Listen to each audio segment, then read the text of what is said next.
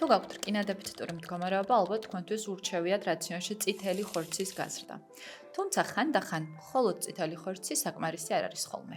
როდესაც ვსაუბრობთ რაციონში რკინის გაზრდაზე, მნიშვნელოვანი არის არა ცალკეული რკინით მდიდარი პროდუქტები, არამედ მათი კომბინაცია და გარკვეული რაოდენობის მიღწევა ამის მეშვეობით. რკინის საკვებიდან მისაღები რაოდენობა ინდივიდუალურია და დამოკიდებულია რამდენიმე ფაქტორზე. მაგალითად, ზრდას სულ მამაკაცებს და ქალებს პოსტმენოპაუზურ ასაკში სჭირდებათ 8.7 მგ რკინა. ქალებს მენსტრუალური პერიოდის გამო რეპროდუქციულ ასაკში სჭირდებათ დაახლოებით 14.9 მგ და ეს რაოდენობა იზრდება მოზარდობის პერიოდში და კიდევ უფრო მეტად იზრდება ორსულობის და ლაქტაციის დროს. თვითონ რკინის წყაროები შეგვიძლია ორ ჯგუფად დავყოთ: ცხოველური და მცენარეული, ანუ ჰემური და არაჰემური რკინა. ცხოველური პროდუქტებიდან მიღებული რკინა, როგორიცაა მაგალითად წითელი ხორცი, ფრინველის ხორცი და თევზი, უფრო კარგად შეიწოვება ორგანიზმის მიერ.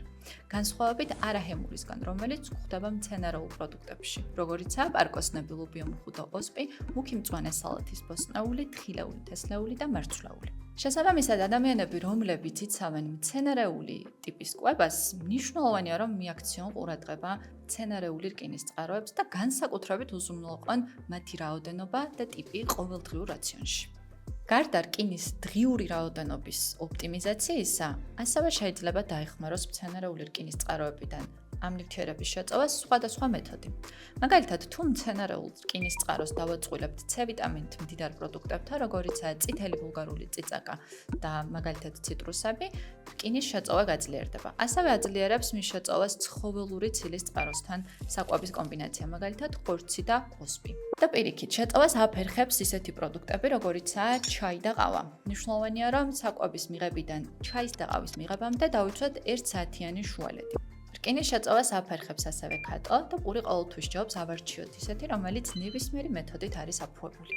მცენარეულ პროდუქტებში არსებული რკინის შემოფერხებელი კომპონენტის ფიტატების შესამცირებლად შეგიძლიათ შემდეგი ტექნიკები გამოიყენოთ, მაგალითად პარკოსნების ჩალბობა, წყლის გადასხმა, ხარშვა, ფერმენტაცია და გაღივება. ახლა კი დავუბრუნდეთ ჩვენს პირველ კითხვას, რატომ შეიძლება რომ არ იყოს წითელი ხორცი ამ მხრივ საკმარისი? მართალია მასში რკინა კარგად ათვისებადია და საკმაოდ დიდი დოზითაც შეიცავს, თუმცა საერთაშორისო ორგანიზაციები გვირჩევენ, რომ დღიურად 70 გრამ წითელ ხორცს არ გადავაჭარბოთ სხვა ჯანმრთელობის რისკების გამო.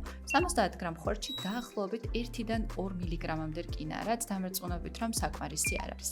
ამიტომ არის ძალიან მნიშვნელოვანი, რომ კვება იყოს დაბალანსებული და შეიცავდეს სხვა რკინით მდიდარ პროდუქტებს ყოველდღიურ რაციონში. რა თქმა უნდა, რკინის დეფიციტის შევსება შესაძლებელია რკინის დანამატის მეშვეობითაც.